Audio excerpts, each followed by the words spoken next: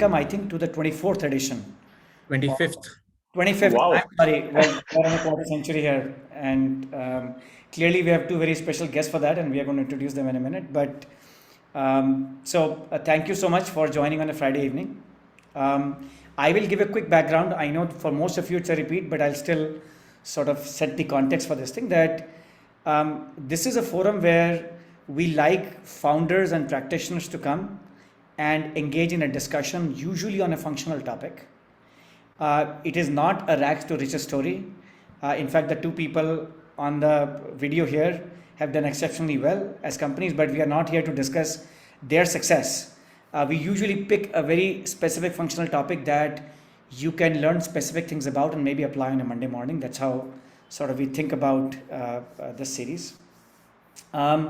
Usually the first 10 to 15 minutes, we tend to dominate from Arpit's and my questions, which is more to set the sort of stage for that particular topic. But thereafter, it is actually led through both questions as well as comments that other people would like to make. Clearly, we're not sitting around a round table. It would be much easier, but the topic we are going to discuss, I think many of you will have experience with. Feel free to raise your hands if you have experience with that topic, want to be part of the video panel here as well. If you have questions, please ask. That goes without saying. And by the way, that goes for the two guests we have. While you will be asking a lot of, or you'll be answering a lot of questions, but you are free to ask questions as well as we sort of go along the discussion today. And with that, I do want to first introduce the topic, which is, unlike many of the topics we have done in the past, it's a bit of a fuzzy topic, which is customer marketing. At least I have not heard of a function called customer marketing in most SaaS companies. And the reason we picked this topic is that we do believe that one of the most important assets that any SaaS company has is its existing customers. Why are they relevant? They are relevant because you leverage them to close other customers, and you also leverage them to upsell, cross-sell to them, and make larger customers out of them. So from both those perspectives, and again, there are even other objectives, which is that you leverage them to get their feedback on your product roadmap, etc., etc. So the objective of today's discussion is to understand that while we think about marketing in a slightly traditional form, the idea here is that what are the different elements in the mix for which you need to quote unquote market to your existing customers. How do you do that? How do you organize these functions to be able to create success with these tasks? That's sort of broadly the topic. I will introduce the two guests that we have, which is Jayant. I met Jayant, I think, for the first time back in 2016, I think is my recollection. And when they had just started, he and his co-founders had just started Darwinbox. I was just telling him about all the mistakes I have done as a venture investor. Darwinbox is one of my bigger ones, clearly. They have done exceptionally well building in the HR category and building a company which competes with the best in the world. Pretty amazing to see how they have built it. So welcome, Jayant. Also want to introduce Deepak. With Deepak, my history goes even longer. I met him back in 2013. In his case, I have done the mistake not once, but several times, where I had the opportunity.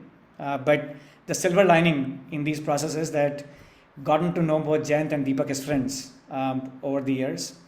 Deepak is the co-founder and CTO of Mindtickle.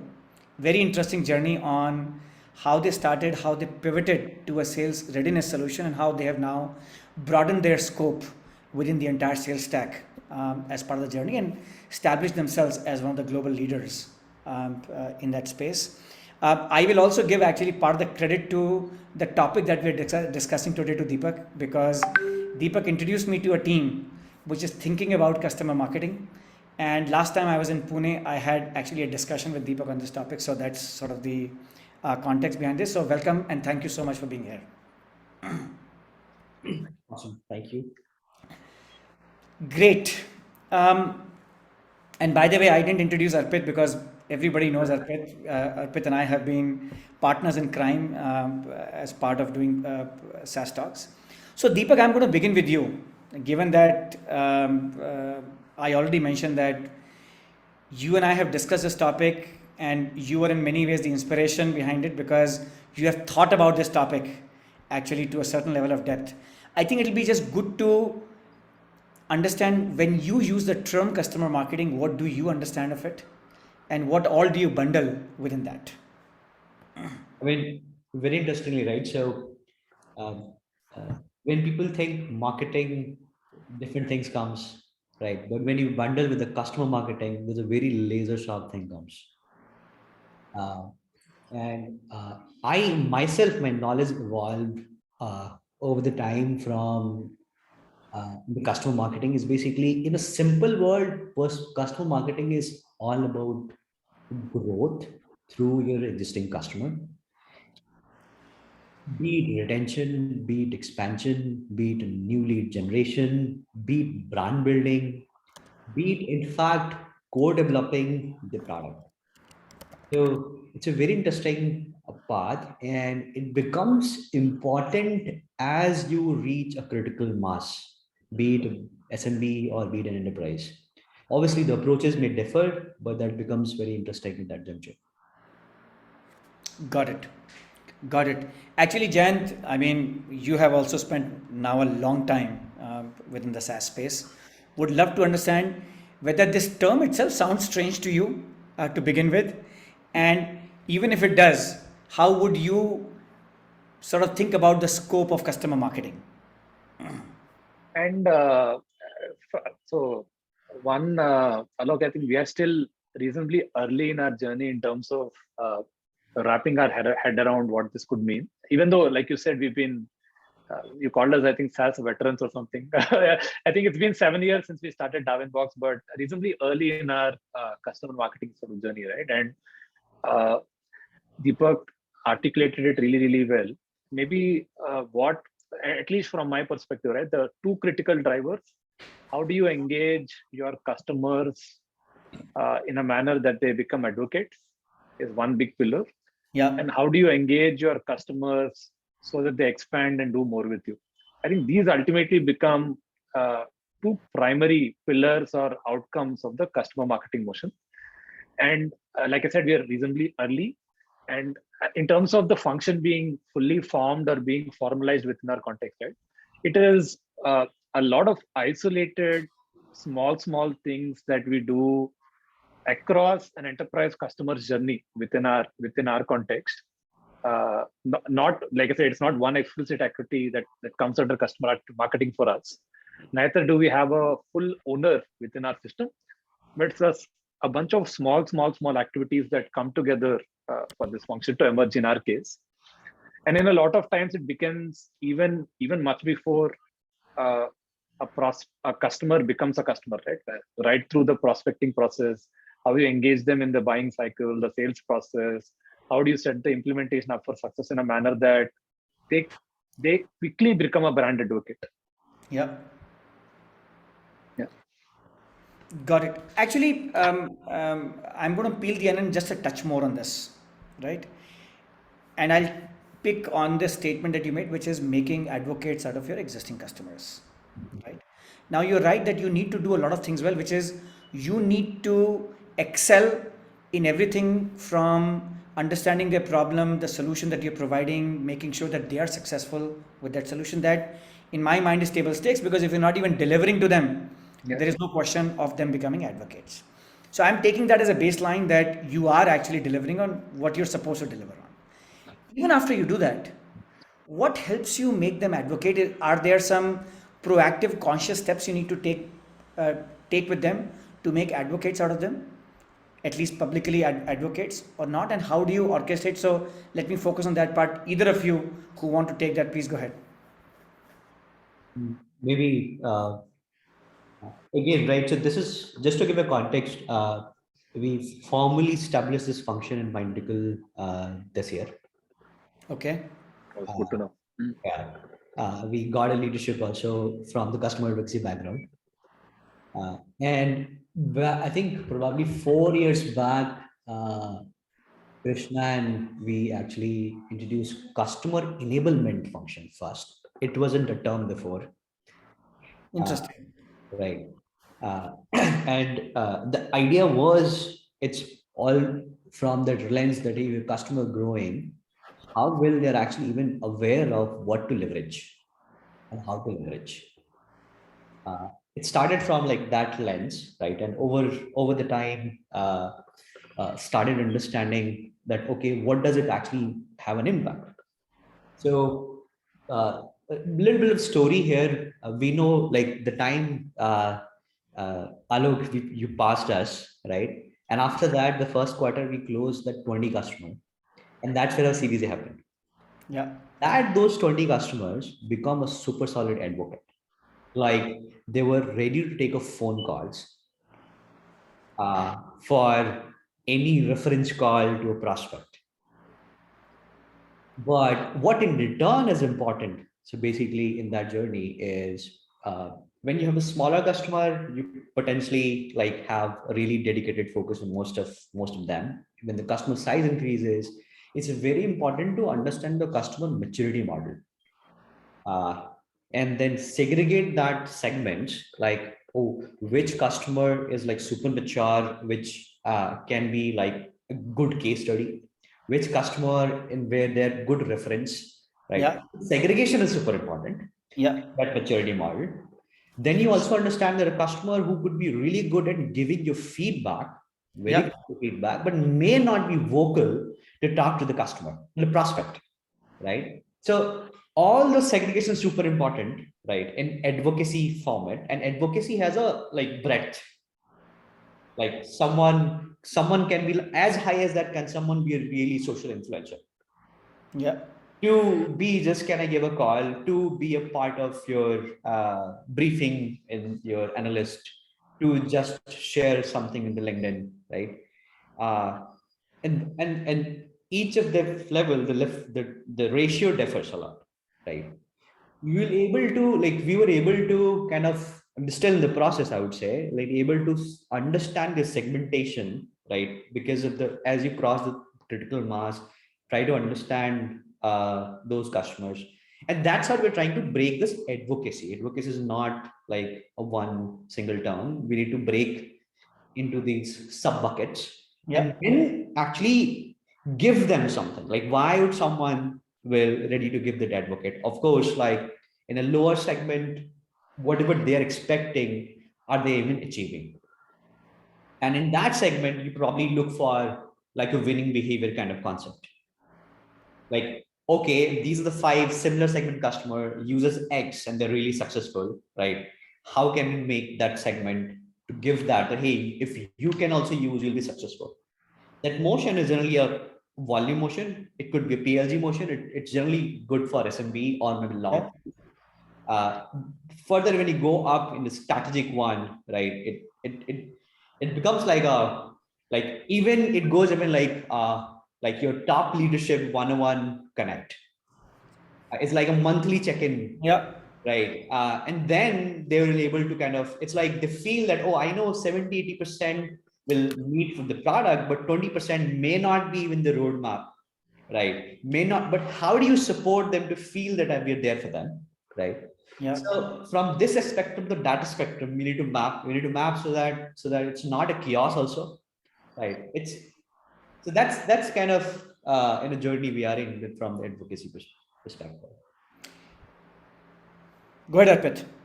I'm Deepak. To build on that, how to use separate customer success, which is the more, I would say, traditional or well understood function, from what I think you introduced as customer enablement first, and now customer marketing. At least in your mind, how do you differentiate between these? So for our case, when we say customer enablement is a function of customer success group itself. Okay. So the specialization whose job is basically to replicate the winning behavior. Understood. Okay. Understood. Right. From like think about it could be even from post sales, from onboarding to scale. That's the key aspect. You do webinar, RAM, or maybe specific sessions enable them in different level. While the customer success is about consulting, right? And that again, I'm sure a lot of us does the similar way, like segregating the customer from like SMB to enterprise to strategic, and then associating.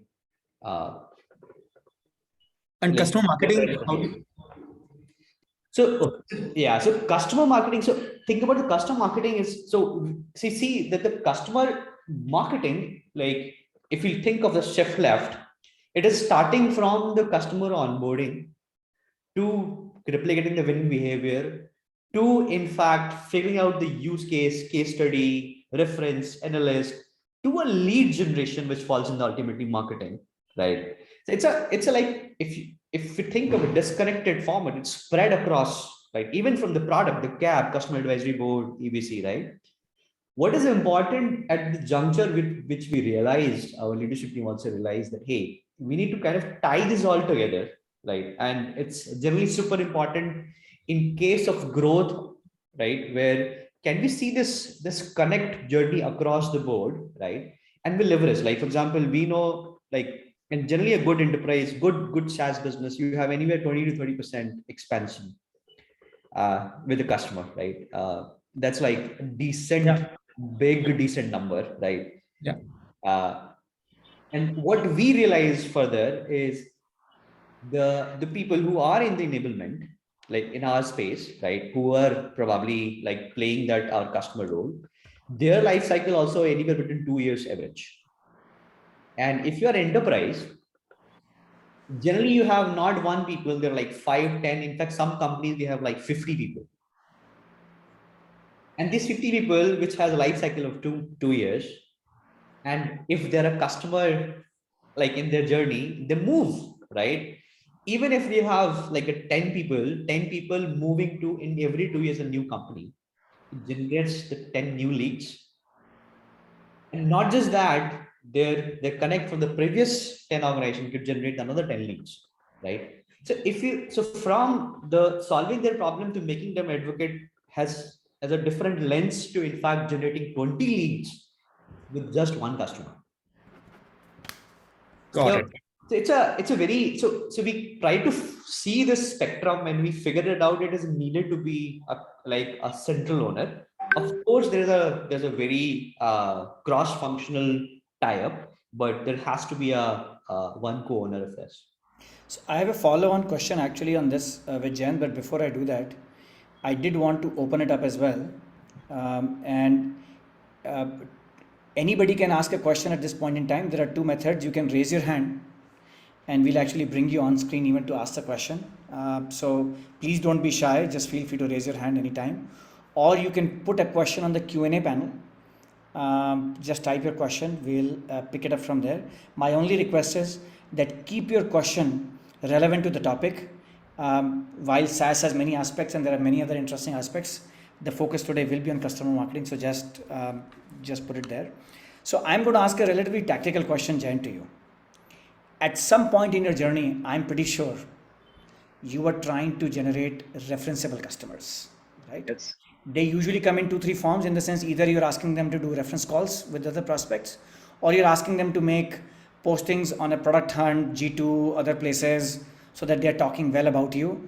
Now, two sub questions, which is that when it comes to putting reviews out in different places, how did you manage that process itself? Was that a process, or it just happened to be whoever wanted to put any comment where was fine? Or was it a proactively managed process that you said that, look, I need X number of reviews here, Y number of reviews there, these are the people I'm going to reach out to? So I think would love to understand that. And the second part of the question is that as you create at least your initial set of reference customers, is there anything they expect back, either in kind or cash or any other form, to make this happen? Understood. And in fact, maybe part of what I'm going to say also alludes to the previous question that was asked, right? So I'll maybe add both. Some context about our company, right? So it's a enterprise-focused HR product. We predominantly we built our motions historically in Asia, between India, Southeast Asia, and recently the Middle East. The US is a far more recent sort of foray. And in those geographies, our typical focus has been large enterprises. That's the aspiration.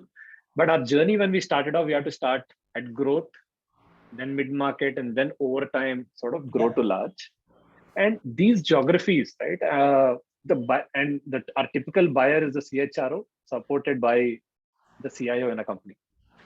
And the buying behavior is heavily basis references. While they like the product, they like the sale process, unless they speak to a few guys in the fraternity by themselves or via us, I think without that, a buying decision never happened. So ensuring that you have enough referenceable customers was almost existential, without which, because think of the HR fraternity within India.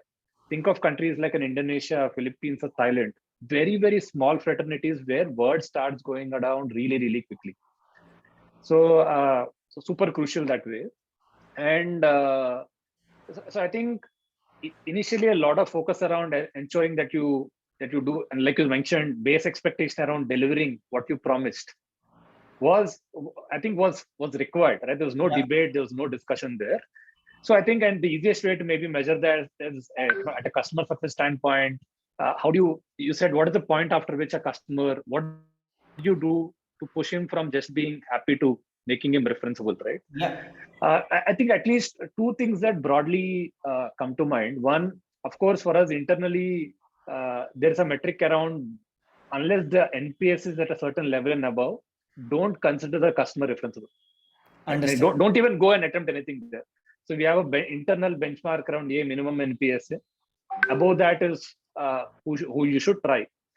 And above that, again, two frameworks, right? The first is, I think there are always people who'd like to be associated with the story, right? And when you're starting off, the first 3-4 years, ensuring that you get people like, you identify people like that who want to be associated with a new story, engage them really, really well, so that once the NPS threshold crosses, he automatically becomes an advocate. And you will know these customers when you see them. You will know these buyers when you see them. That there is an intent, interest to be associated with something new. Right? So that is there. And the second is that also oftentimes where we set this expectation at the beginning. And boss, we are a new company. We are giving you this really sweet deal. We'll do right by you, but when the time comes, we expect you to become advocates. Right? And we set that expectation very clearly. Okay, I'm giving you this discount, and I drive these outcomes for you. Hey, you should promise to promote us. I think we've done that as well. So both. The third is this unknown, meaning slightly a softer parameter around prevalence for being an advocate. And not everybody will want to be an advocate, but there are people that have a higher propensity to become advocates, right? Their style, their personality. Right. And we oftentimes, right from the sales process through customer success, it is something in our operating system that is tagged. This guy has a higher propensity to become an advocate. It's a very soft parameter, but you know what I'm talking about, right? So very interesting.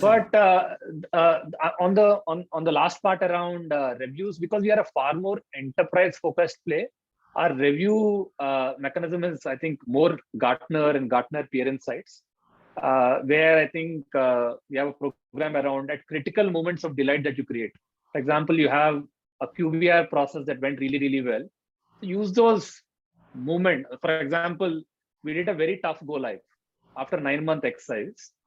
So that's irrespective of what happened during the 9-month process. If you do a great job of the go live and ensure the right outcomes get discussed, the stakeholders involved get the right visibility, is a moment of delight for the guys on the other side.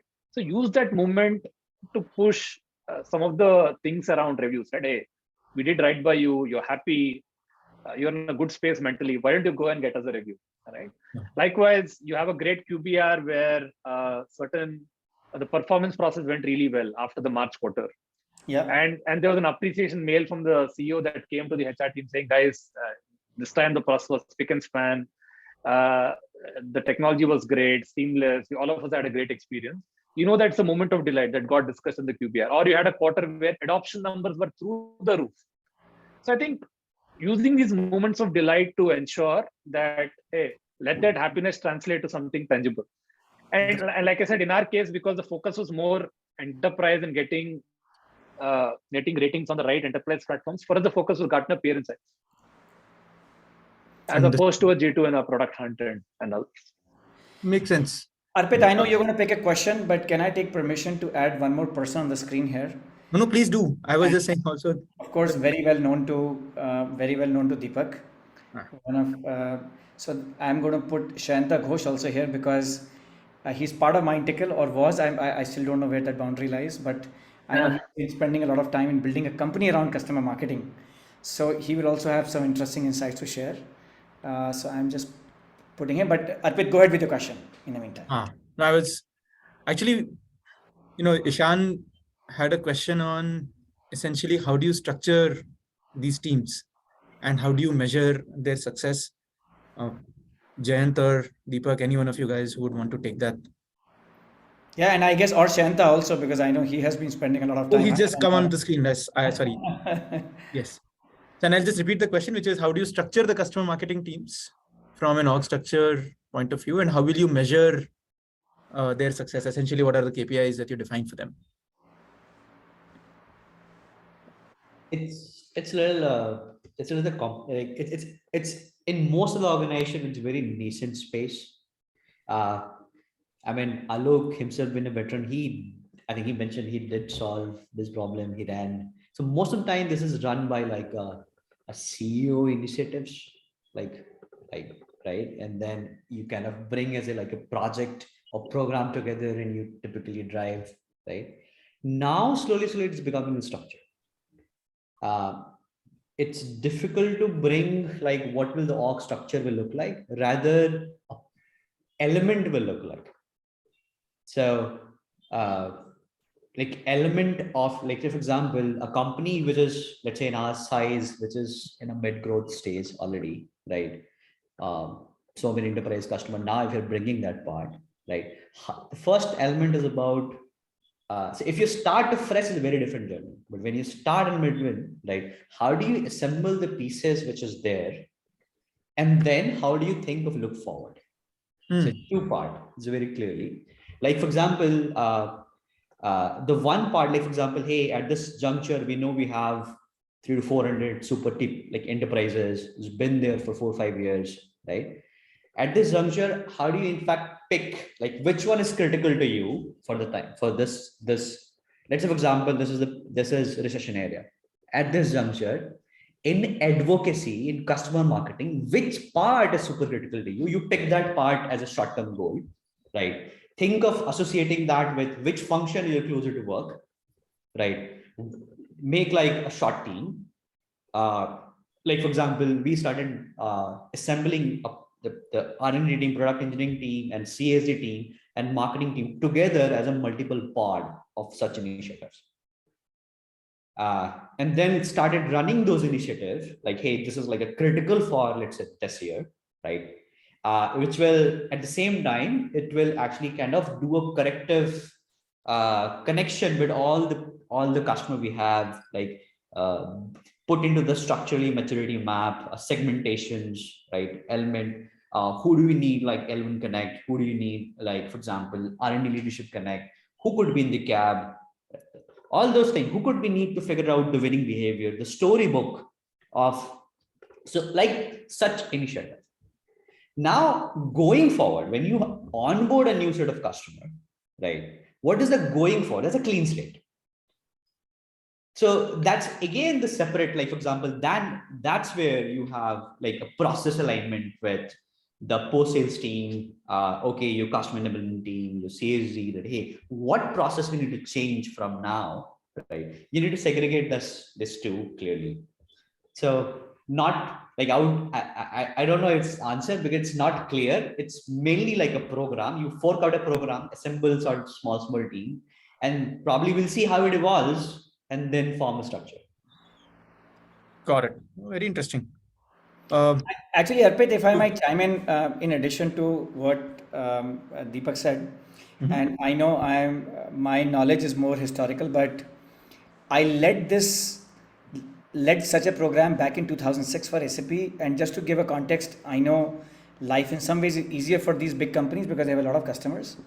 But I can tell you how bad the situation was in entire US, which was a multi-billion-dollar business. We had 5 ROI case studies. It is appalling, and we used to do them with IDC, which is sort of the big research agency in the software space, like a Gartner. And we realized that when customers were asking for these references, see, before you set up a phone call with someone, sometimes you also want to put this content out either on your website, send it to them through email, etc. And we just didn't have this. And it was a very complex process. IDC used to charge about $100,000 or $200,000 for every case study, by the way. Wow. And we basically set ourselves a goal that, look, this shit is not going to cut it at our scale. We need 100 ROI case studies. And we also said one big learning was that, look, it is not IDC brand that is important. But when BMW stands up and says that this is the benefit I derived from using SAP, it is a BMW brand that matters, and not the IDC brand who's supposedly third party. There is no third party here, right? So basically my boss said that you got to create 100 case studies in the next 6 months. And so we ran that as a program. But to Deepak's point, I wanted to say that we never really organized ourselves structurally for customer marketing. But this was an initiative that came from the CEO. And I remember I ran with it initially in US, and then we scaled that globally as well. We had to then build in incentives. Nobody wants to do this. So I'm forgetting the amount, but I think we gave $5,000 to every sales executive who basically brought their existing customer to agree to this. We made them, so bunch of different incentives had to be set in place, not with customers, Jayant, but in this case, we realized that the bottleneck in large companies like SAP is internal. It was actually not the customer. Sometimes customer is very happy, but there is too much inertia internally. So we had to do a bunch of those things, simplify the process, but build that to scale. And we actually crossed the 100 number in 6 months eventually. Again, Alok, just to clarify, the incentive to customer was in the beginning. Saying, boss, if you're asking me for a great deal, then if I do right by you, you should become an advocate. That's setting that expectation in the beginning. Yeah. Very interesting. Actually, Neil had a question in which at least I have also had a little bit. See, we have discussed a lot about building advocates in some shape or form.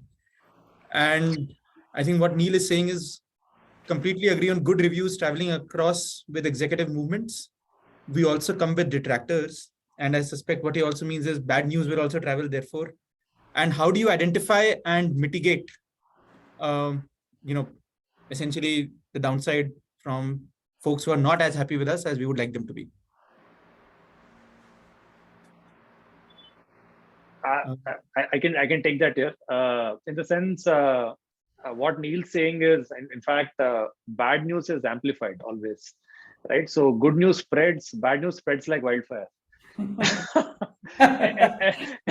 and oftentimes, especially like you said, when you operate in markets that are slightly more smaller, operate in a far more closed fashion, like I said, the geographies that we operate in, and sometimes you're always held to unreasonable standards as well, in the sense that it's okay for the big boys to do a mistake, but it's not okay for you to do a mistake, right? Because I mean, if SAP didn't work, it's because somebody didn't implement it well. But Darwinbox did a mistake, it's because, hey, Darwinbox is a failed product. That's, I think, and you're held up against different benchmarks. See, there is no right answer for this, right? Meaning, there are times where, for example, immediately post the pandemic, so March 2020, I remember, so sharing an incident where it actually happened for us. We froze hiring that year, and when demand came back very, very quickly towards the end of 2020, and there was an influx of a lot of companies wanted to drive the digital agenda in a far more significant, accelerated sort of a fashion. We got business in, but our ability to execute and implement that powerfully was not very high. And so the first 3-4 months of 2021 was a broken, meaning our delivery experience was inconsistent. And sharing that, meaning so that in a fairly transparent fashion, right? And in a lot of HR WhatsApp groups across the region, people, I mean, very, very fairly went and said, these guys have lost, they were doing well, the product is okay, but the delivery experience is not very good. And sometimes, like I said, it was not entirely bad, it was inconsistent. But somehow only the bad things get amplified, which is somebody puts a bad message in, people will put 2-3 more messages. But the 4 or 5 advocates who we did right by, in that situation, would naturally come up and sort of fix it, right? And what we could do is we could at least learn from hear who some of those guys are, try to maybe do right by them the next 6 months and say, boss, if you've done right, can you go back and post saying that the experience has become better? That has worked. In a few cases, some of our advocates took a message from us and posted that in the group. That was 6 months ago. This was a situation. We acknowledged that it happened. It was not the best. It was not the best thing for some customers, but it happened. But these are the corrective steps that we've taken in the last 6-9 months, and that situation doesn't persist anymore. Nice. And we did that. I think that I think worked reasonably well in our favor when that happened. But there's no way to get out of the situation than fixing it. Maybe Shantu can. One small, yeah. Just go ahead, Shantu. Yeah, one learning that we realized out of talking to a lot of different companies is, and Neil's question was also around, how to identify detractors. So Jayant answered very well on how we can mitigate it. But on identification part, we realized that there are 2 ways to identify, like there are 2 types of detractors basically. One is a person who has had a bad experience, which Jayant was addressing. The second is someone who is a champion of another product. So it just boils down to the fact that you have to identify whether that person has used a tool before in the similar space, and they have, let's say, had some experience with it, or otherwise, if that was a past customer and probably did not have that good an experience. Yeah, I think identification wise, we could classify it in these 2 ways. Yeah, this is, to be honest, this is the very important critical part in an enterprise business where like for in our case, in some of the company, the administrative team, the whole enablement team itself is 100 people. Wow. It's a large team, right? It means like if like in 300 super enterprises, we have more than like 18,000 people, administrative people, like a large number of people. Right. We generally focus on what EB, the main person, right? And the background, we have like so many people. Some is like working the reporting side, someone working the content side, right? And either they can, in a closed net, as you mentioned, the closed net, they become rotating. They like this person becomes the lead in some other companies because they're rotating in every 2 years, right? That identifying is a super critical job, and it's a tough job because it actually and if the volume is high, you need to programmatically identify those people also. Yes. So this is a very interesting, because we have hit a couple of times that some folks, 2 ways. One, because of our challenge, they had a bad experience. Think about 4 years back, they had a bad experience. Not even today. Just because of that experience, they are not even open to discover. It doesn't matter, it's 4 years back, right? Or if someone has been there, like someone's champion, and they're so strong champion that they make sure that you're not even like shared in RFP. Yeah. Right. So it's a very, very interesting problem. Got So, it. Subbu, welcome. You had raised your hand. So will be great if you can go ahead with your question. Yeah, more than question. First is, Alok, very nice to hear your story. I didn't know your SAP side of it. Thanks.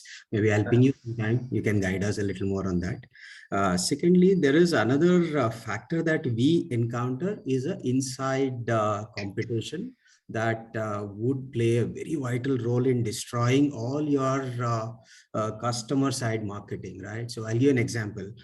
We offer manufacturing execution and digital transformation to manufacturing.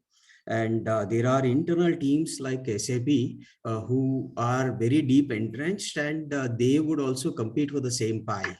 So from a success story perspective, one is, of course, your bad experiences that are playing a role, right? If you have like the HR tool our colleague explained, right?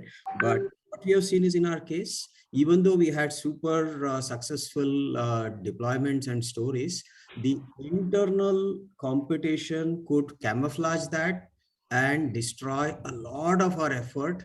And sometimes we successfully handle them, but a lot of times we face real difficulty. So if you guys have seen, how do you handle this entire customer marketing, right? Also looking at your internal competition. Basically, these are from enterprise. They are big guys. They have full power, and they are making presentations where you are not part of, and they are going to paint you whatever shit they want. So while somebody else will answer the question, Subbu, I'll apologize on behalf of SAP. I've left them a decade back. I can assure you, there's nothing that I have done. No, look, thank you. I think Alok, you should take the first shot at it. Yeah, the question. Yeah.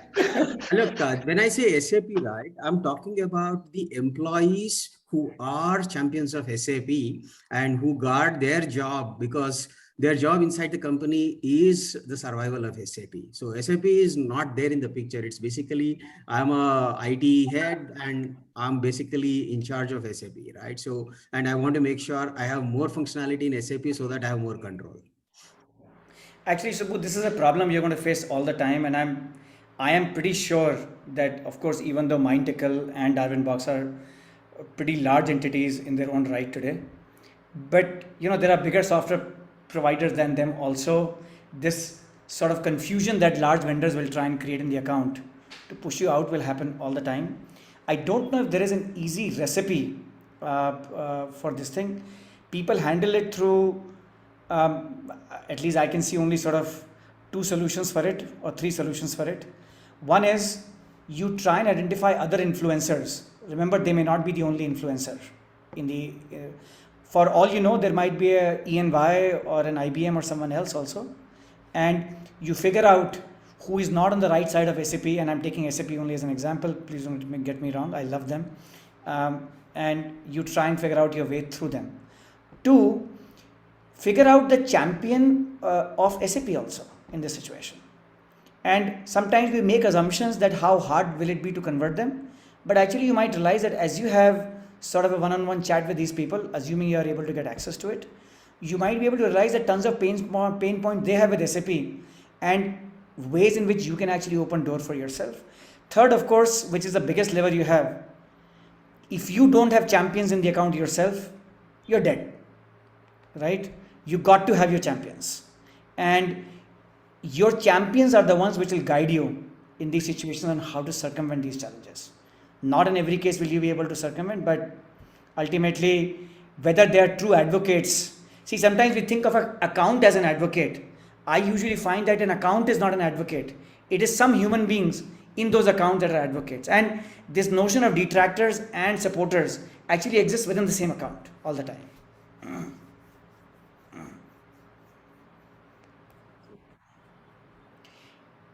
Go ahead. Actually, there is a pretty interesting question. And again, Jayant or Deepak or Shanta, for India's SaaS companies built for US first, I think the problem is more around how do you acquire your first set of advocates? In the sense, once you get to the first set, then the process becomes easier. And given it is US first, that might add a little more complexity to the mix. Would love to hear thoughts on that one. I think that'll be relevant for a lot of people. I don't know if I can go first. So first of all, like, no journey is the same. I mean, for all of us, just remember, no journey is the same. Whether we can replicate the same if we start again, not sure. Right? So But what mattered, like for example, in early acquiring customer is basically when people say ICP. I'll probably share you the very brief story that what worked in early stage at us. Like the couple of our idea was very interesting, novel, and we thought we're pivoting it. We validated as a like lead and all. Lot of investment community was like, no, it's a new idea. I have not seen anyone doing that. Will it work or not? We show the proof. We says okay.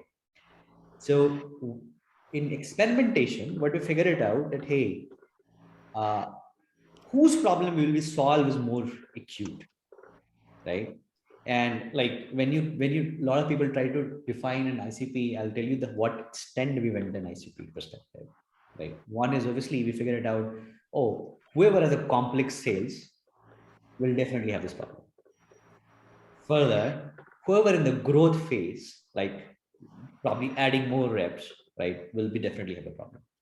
In that third, okay, that's fine, but which phase is more mature to listen you? And that front, okay, SaaS tech. Fourth, who would even give a meeting to an Indian founder? Maybe another Indian founder, another Indian CEO, right? We literally picked up that as a part of an IC, right? And it wasn't easy. Like I was mostly the side, but Krishna was running, right? So I know that story that like 20 emails and then someone responds that yes, I can give you half an hour, right? And but you know that this is a breakthrough. So that's how we worked, right? And they become our champion. They in fact helped our fundraise, right? So in early on, you probably it's a very like different journey. You need to also identify those people who are in challenger mindset. In fact, those early on head of enablement at that point of time is now a GTM leader in many companies, like a CRO position. It's a very like you. That's kind of the top key identification. That and then this this 20 customer help because Valley Tech is like so close net that it becomes like, oh, MongoDB, you're using it, then what about Couchbase? Yep. It just become like that, right? I mean, tells you why customer marketing is so important, I guess. Yeah, absolutely. Okay. Guys, I have a question for all of you here. I think Do any of you have user groups in your organizations? Have you experimented with that? Is that something that you have done or thought about? Which is building a community of your users and using that as a vehicle to, if I may use the word soft market also. So maybe I'll answer, at least in our case, our brief internally is that community will in a lot of ways become the cornerstone from a customer marketing standpoint, and how that engine will get run for us. We launched our community early this year. We call it Change Makers. And this could be around, historically, I think a lot of customer marketing was driven company to customer, right? And we want, I think where you'll get far more virality and scale is, can it become customer to customer as opposed to company to customer? And I think community will be a great place for that to happen. It'll also, I think, at scale, give customers a larger voice in terms of some of the decisions that we take. Right? For example, upvoting on things on the roadmap is something that we and we used to do that in pieces before, right? For example, we used to have something called DB Day, which you do every 6 months in a lot of our large geographies. Right? Every 6 months in Bangalore and Bombay, and we get 40-50 people together. The customer success team, the learning team. So there's a learning section, there's a customer success team coming and saying, hey, these are the 10 things that got done, which will be beneficial. And there's product coming and talking about roadmap and asking for feedback. And in some sense, we were doing community in a less scalable way before. And now I think generally launching an online platform and doing it at scale is the focus. And at least for us, I think there's strong belief in the fact that this can become the base on which a lot of our customer marketing motion will get built going forward. Very interesting. Jayant, one In the follow-on case question of- on that one. Hey, Yeah. sorry, on how you are thinking, is the membership of this community, changemakers, will it be people from existing customer orgs, or let's say I am an HR professional, right? Will at least membership be open to me as well? Like, how are you, is more an open community, more a closed community? How are you thinking about it? So currently we're thinking it will be closed, open to customers. But if a customer user moves on, but he has Darwinbox expertise, we want to ensure that he retains membership. Understood. And I think the goal is that, and what makes like really large ecosystems powerful, right? Meaning, why is Salesforce so powerful? Why is Oracle so powerful? Is they build that community. Meaning, a guy who's a certified administrator, once he carries that brand with him everywhere. Yeah. And one aspiration for us is somebody who's used Darwinbox before. We should ensure that it's part of the ecosystem going forward in some form and fashion. We should engage, right? And the power of this at scale community, we realized when we were doing our DB days, Darwinbox, as I was telling you before, enough number of times where a customer asks a question, there are two that stand up and say, "Boss, we had a similar problem. This is how you answer it." And just doing that at scale, having a section where product comes in and says, "This is our point of view around this." So I think the current model is customers and previous users retaining membership. Understood. Thank you, Shanta. You are about to say something.